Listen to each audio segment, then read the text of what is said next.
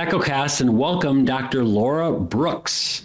Dr. Brooks is an assistant professor of voice at the University of Illinois, Urbana-Champaign, great state of Illinois, where she teaches a diverse studio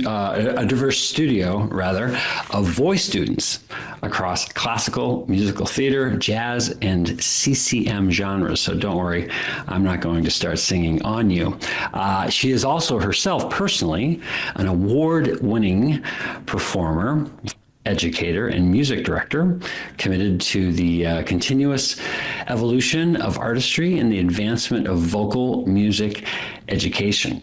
She is also a certified still master trainer. Okay, we'll talk about that in a little bit here, specializing in functional voice pedagogy. Laura's expertise in still voice training has been instrumental in helping the University of Illinois Urbana-Champaign become an still educational affiliate. Welcome to EchoCast, Laura.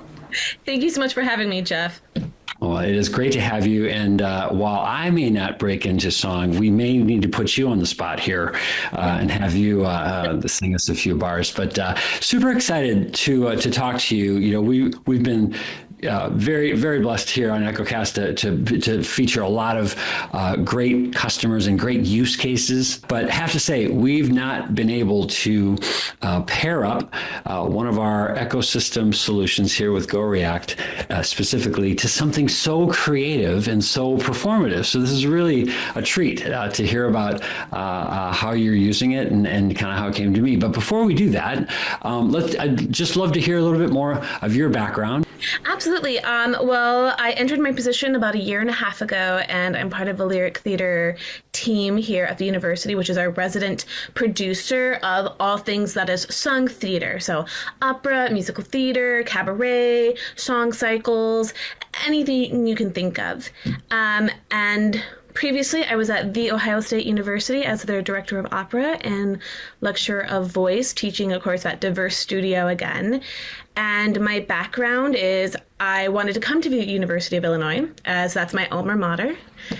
So I have my doctorate in jazz and my master's in classical vocal pedagogy, and then an undergrad in music education and vocal performance. So my entire career, I've been working towards being an educator and a functional voice educator.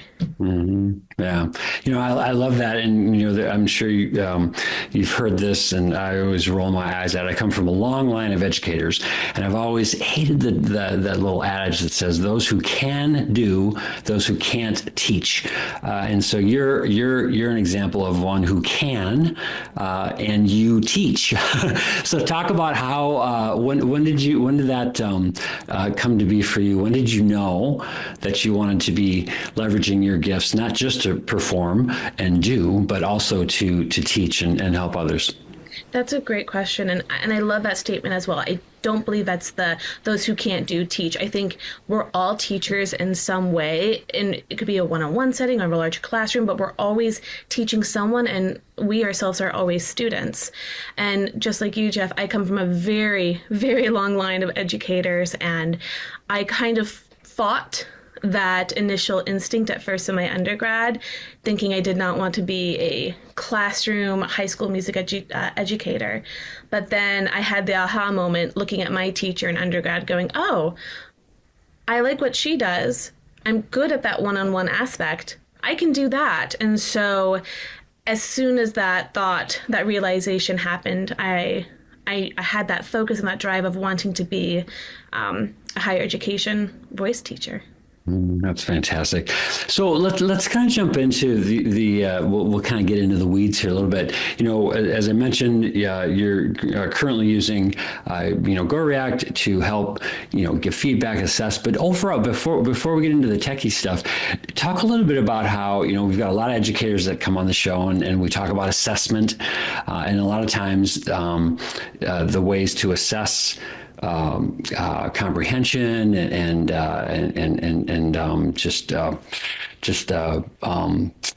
performance can be done in kind of conventional ways. Even if it's done through a technology, it's still you're still taking tests and whatever. In performance, arts and the things that you're teaching, talk a little bit about what goes through, what goes into your sort of kind of assessment planning to give to know and to help others know how they're progressing, because it's like I think in the arts, not every voice sounds the same, and yet there have to be some technical competencies that need to be sort of like more empirically measured. So talk a little just a bit about how you approach kind of the whole kind of assessment kind of paradigm, if you will, within the performance kind of realm. Absolutely, because singing is so subjective, as is all art. You may not like the art being produced, but what they are doing is meeting their criteria, or it is pushing that student in a way that benefits them. And so we, in this class, the musical theater repertoire class that I instruct, there are bullet points and benchmarks that each student has to hit throughout the semester. One of them that I really enjoy giving to them is for every assignment that they have to do, which is a self-tape, they have a self-grading rubric in which they have to watch their video, evaluate themselves as they would as if they were a casting agency or their professors, and see what they are looking for, such as video quality. Is my background clear and free of distraction? Is there clear light on my face? Does it create any awkward shadows? Can you hear the backing track with my singing voice? Is the audio clear? Is my voice and audio balanced? Is my backing track free of backing vocals? Because in the realm of casting, we don't want to hear any other vocals but your own. Then they're evaluating on their tone quality and accuracy. Are they in tune? Are they on pitch? Do they know the song? Because sometimes throughout the class, they have a week in which to create their own 32-bar cuts. And sometimes that means learning a style of music that they've never performed before. And so they have to turn it around quickly. So they have to make sure they're singing the correct pitches within a week, the correct rhythms, and is it appropriate for the style that they're being asked to create? And then looking at their musicianship and phrasing, is the song from an appropriate repertoire for the genre? Are they singing in the correct style of musical theater? Is the phrasing correct? And are there varied moments of tone, inflection, and dynamics, as this is a contemporary musical theater class from a post-Golden Age 1950s to contemporary. And then the last self-grading part is their communication and gesturing. Are they expressive on the camera? Are they talking to the camera or to that third person rather than having, their eye focus be everywhere? Can you clearly see their gesturing throughout the whole frame? Is there a clear beginning, middle, and end? Is there a story? Are they visible throughout? And is it authentic to who they are and the type of role they may want to be cast in within this very niche bracket for that week's assignment? And so the students will have this benchmark to hit, which they grade themselves, and then I'll evaluate both their self-grading rubric, and I'll go through and answer all of these questions myself and tell them what needs to be improved upon and what they can do better, or what went really well and what was really successful. That's amazing, and not that this is not a commercial at all for GoReact, but as you're explaining that, it's like I can't even imagine being able to do that without some kind of technology like GoReact. So prior to utilizing GoReact, like how would somebody in your position go through some kind of assessment? I mean, you can't really. I guess the students could be practicing, but not really knowing.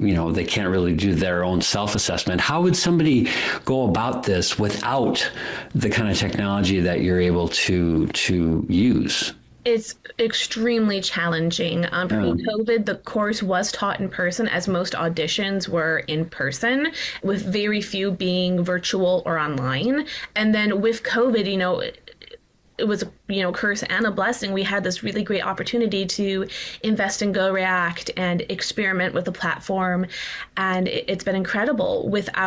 And again, not a commercial for GoReact, I truly adore it. It has changed the way I can teach my courses and interact with the students and how they interact with each other.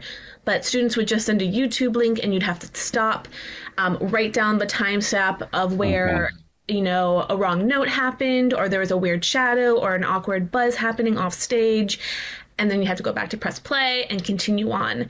So it's extremely more challenging. And then if the course was in person without utilizing GoReact, you can't stop a student's performance. You can't say, hey, please, you sang a wrong note there. Yeah.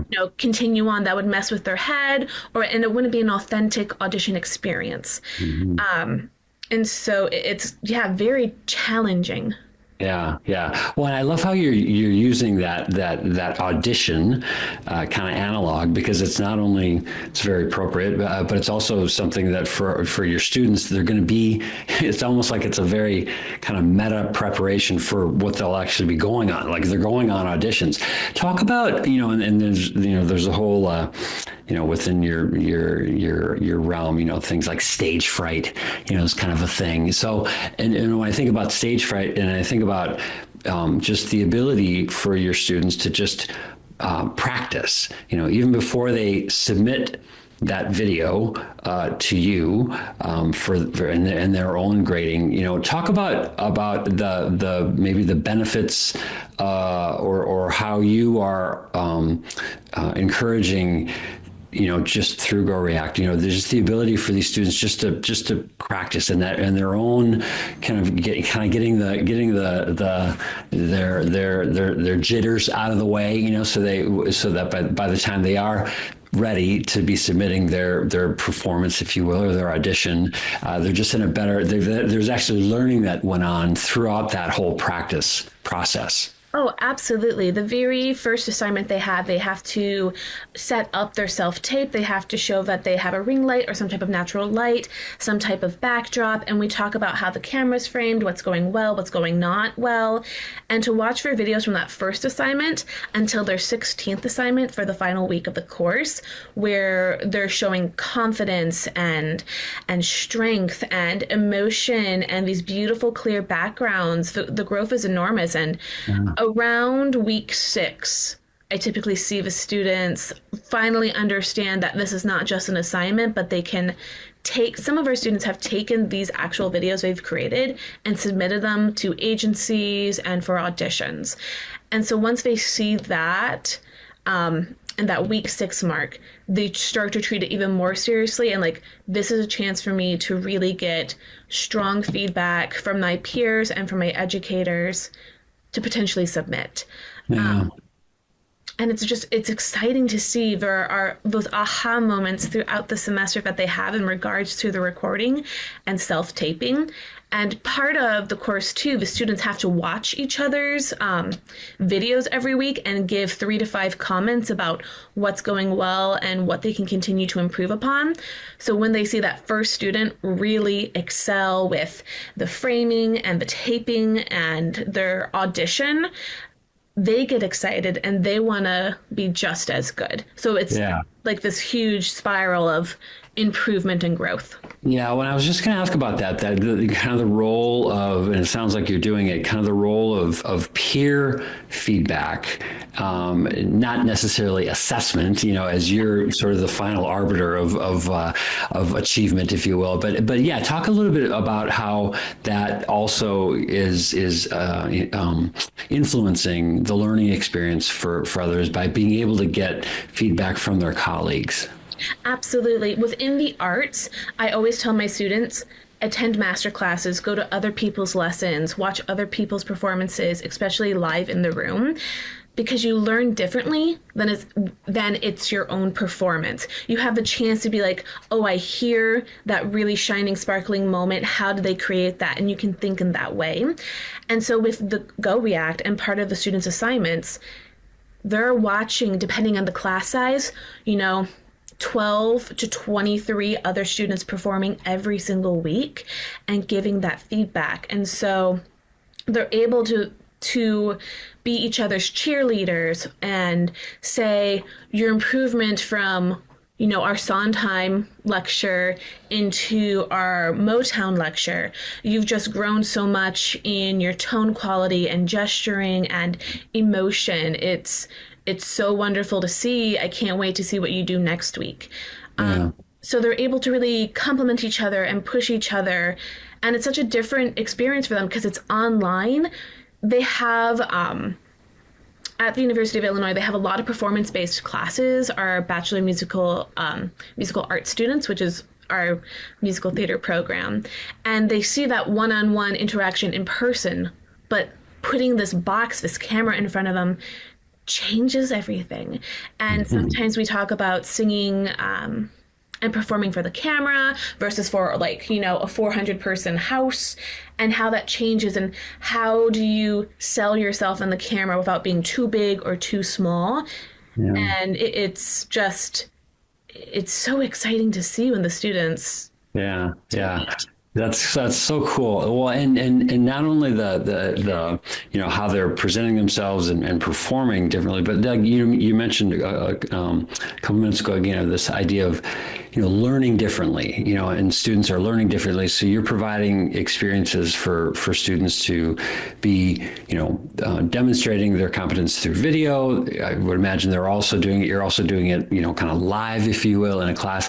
Talk about how as a trainer, as an instructor, how do you accommodate for all the different learning kind of styles and maybe needs? You know, I don't know if you've got learners that need certain accommodations. You know, how does that factor in to, especially in your realm of performing arts? How sensitive do you need to be around just how people need to learn differently, maybe? Absolutely. I might sneeze. Excuse me. And now that I said it, I won't. Yeah. So a lot of our students, some prefer written feedback, some prefer oral feedback, some prefer one-on-one or hearing in front of the classroom. And then we have students who have accommodation letters, who need extended time periods. And with GoReact, we're able to make and meet all of those accommodations that the students particularly need, especially because you can extend the deadline. You can still have a student upload a video if they're behind, or still give feedback to each other, and it just might affect their grade depending on what their needs are. But what I particularly love doing is students want to know exactly when one moment has happened in a piece. And when it's live, you can't stop them. But with GoReact, say a student is 4 bars in and they have a moment where they're going into what we call like a more of an opera recipe. So a lowered larynx, a tilted thyroid, and a lot of vibrato. I can pause the GoReact and literally write out, be mindful you're going into your opera recipe rather than an oral twang oral twang recipe. So be really mindful of that. And knowing that that happened at that exact moment is what the students really look forward to, I think, in this class. And then as the other students are able to watch that moment, they hear it and see it and they understand it better themselves. So like, oh yeah, I saw you prepping to, this is a lot of Estill terminology, but to anchor your head and neck harder here, which is why I think led you to go more into your attractor state of opera singing here. Really relax the body more, don't anchor, and let it feel very oral twangy versus opery. So that's been really fantastic, both for the varied learners who need to hear it and read it at the same time versus go through the song and then they can't recall how they performed it. Yeah, no, I love that. I love that that level of precision.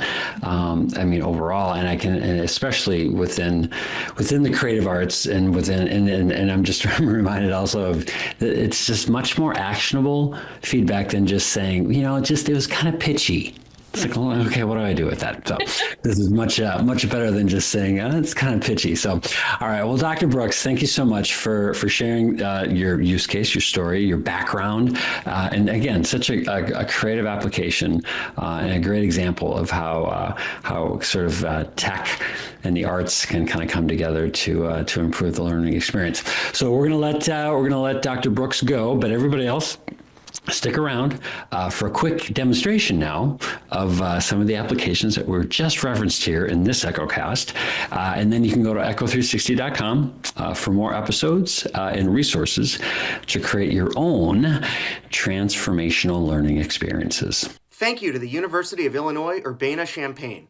And thank you to the faculty and students who continue to advance music and theater education through practice, reflection, and creative exploration. GoReact, powered by Echo 360, enables instructors and peers to provide time-based, multimodal feedback directly on student audio and video submissions. Feedback is anchored to precise moments in a performance, making it easier for students to understand, revisit, and apply guidance in future rehearsals and performances. In music education, GoReact allows students to submit practice recordings, juries, or ensemble performances and receive time-stamped feedback on tone, rhythm, phrasing, and musicality. Students can replay specific moments, reflect on feedback, and track improvement over time. In theater courses, GoReact supports monologues, scene work, and rehearsals by enabling instructors to comment on delivery, blocking, physicality, and character choices exactly when they occur. This helps students engage in deeper self-reflection and make intentional performance adjustments. Faculty can create assignments that accept video or audio submissions from any device, allowing students to record wherever they practice. Instructors and peers can then leave text, audio, or video comments synced to specific moments in the performance, extending learning far beyond scheduled class time. GoReact also integrates seamlessly with learning management systems, making it easy to manage grading, participation, and assessment without adding administrative complexity. By using GoReact, the University of Illinois Urbana-Champaign creates a learning environment where students are empowered to reflect, improve, and engage more deeply with their craft. This is just one more example of how the Echo 360 ecosystem supports meaningful learning across disciplines and reinforces our purpose that learning changes for the good.